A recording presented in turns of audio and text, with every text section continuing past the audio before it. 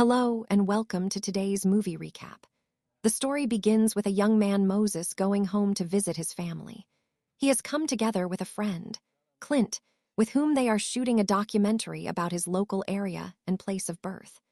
His grandfather is an elder in the local community council, where they have been tussles with the local member of parliament, Mr. Amos, over prices of the local cash crop. Amos is a shrewd and extremely corrupt politician who started out as one of the farmers engaging in the local cash crop. With ambitions to take over the entire business, he killed a local businessman, Mr. Slim, who owned the transport vehicles that moved the crops of all the farmers from the farm to the airports for export as well as local markets, and took over the business himself. He then used the profits from this venture and campaigned successfully for a seat in legislature.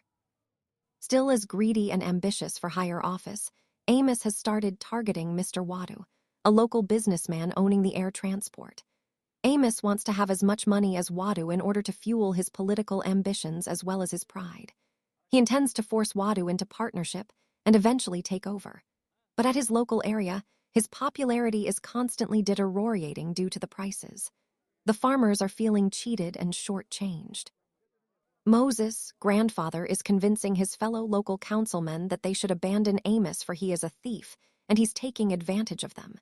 He proposes a union formation. This news, through Sammy, Amos, right-hand man, reaches Amos, who is annoyed, and he sends Sammy to go buy back their loyalty through Moses, grandfather. Sammy is able to calm them down for a while, but after some time the union saga comes up again.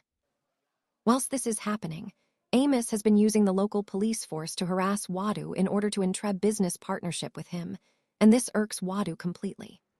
Amos also decides to go calm his local people personally by doing a local rally. Whilst talking, a man pulls out a gun, and when he's about to fire, a woman screams, and everybody runs. Thus, Amos is unable to address the persisting issue of the price of the cash crop, as well as the union agenda. Turns out the assassin is Slim's son Kenzo, the same Slim murdered by Amos years ago before becoming a politician.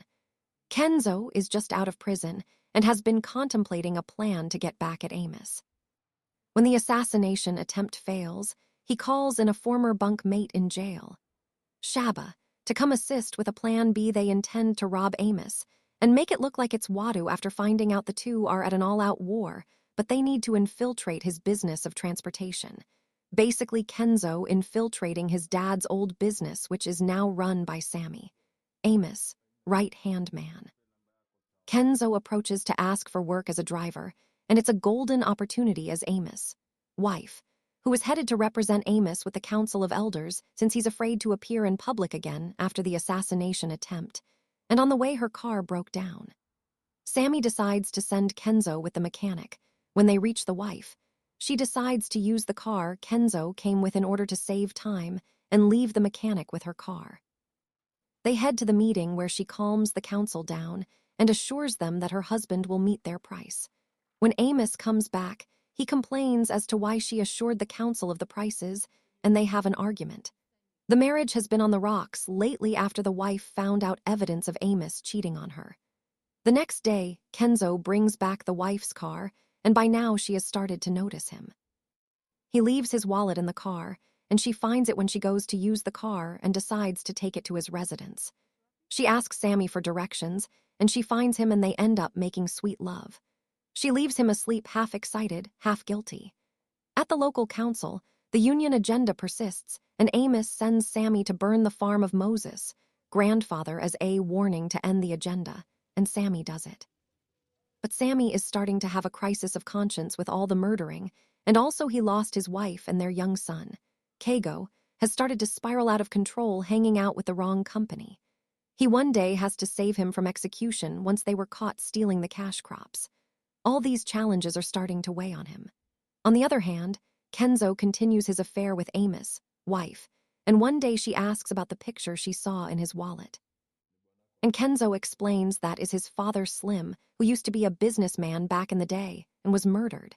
She asks by whom, and he tells her it's her husband Amos that is responsible, and she runs thinking he was using her as vengeance.